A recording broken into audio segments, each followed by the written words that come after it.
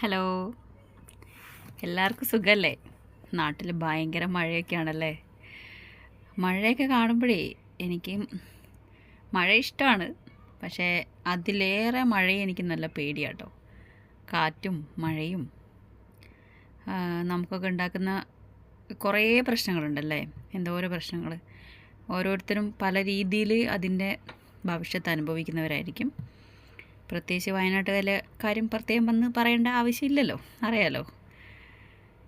നമ്മളും ഇതുപോലെ തന്നെയാണ്. എനിക്ക് ചെറിയൊരു കുഞ്ഞ് ഷെഡിൻ്റെ ഒരു ചെറിയ വീടാണ്. കഴിഞ്ഞ വർഷം ഞാൻ ലീവിന് പോയ സമയത്ത് ഭയങ്കര മഴയായിരുന്നു. മഴ എന്ന് പറഞ്ഞാൽ ആ ഉരുളൊക്കെ പൊട്ടിയ സമയം കേട്ടോ. അപ്പോൾ ആ സമയത്ത് ഞാൻ നാട്ടിലുള്ളത്. നമുക്ക് രാത്രിയിൽ അന്ന് നല്ല കാറ്റുള്ളൊരു ദിവസമാണ്.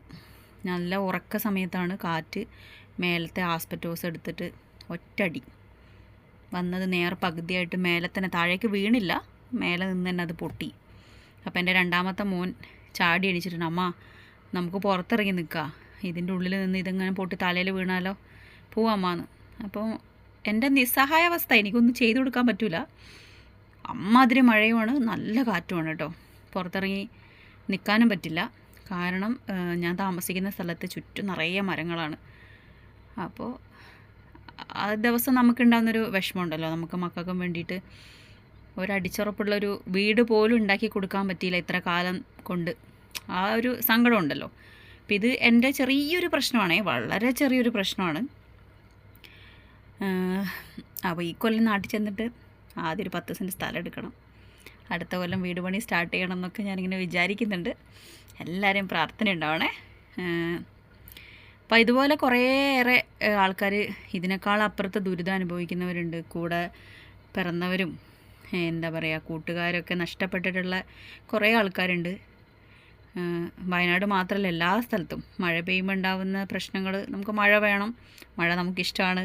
എല്ലാവർക്കും മഴയത്തെ വെള്ളത്തിൽ ഇറങ്ങി കളിക്കാനും മീൻ പിടിക്കാൻ പോകാനും ആ സമയത്ത് കാറ്റടിക്കുമ്പോൾ മാങ്ങ പെറുക്കി തിന്നാനും ഒക്കെ ഭയങ്കര ഇഷ്ടമായിരിക്കും. എനിക്കും ഭയങ്കര ഇഷ്ടമാണ്. പക്ഷെ അതിൻ്റെ പോലെ തന്നെ ഇപ്പുറത്ത് ഒരുപാട് ദുരിതങ്ങളും ഉണ്ട്. അപ്പം എല്ലാവരും സേഫായിട്ടിരിക്കുക, സേഫായിരിക്കാൻ ശ്രമിക്കുക എല്ലാവരും. എന്തെങ്കിലും ചെറിയ പ്രശ്നങ്ങളൊക്കെ വരുമ്പം ക്യാമ്പിലേക്കോ അല്ലെങ്കിൽ അതുമായി ബന്ധപ്പെട്ടുള്ള മറ്റ് ഇടങ്ങളിലേക്ക്, സേഫായിട്ടുള്ള ഇടങ്ങളിലേക്കോ മാറുക. അപ്പം ഇത് ഞാൻ വെറുതെ എനിക്കും എന്തെങ്കിലുമൊക്കെ പറയണ്ടേ, ഇടയ്ക്ക് എല്ലാവരോടും വിശേഷങ്ങളൊക്കെ ഒന്ന് ചോദിക്കണമല്ലോ. അതുകൊണ്ട് ഒരു ഓൺ വോയിസ് ഇട്ടതാണ്. അപ്പം ഇനി അടുത്തൊരു വീഡിയോയിൽ കാണുന്നവരെല്ലാവർക്കും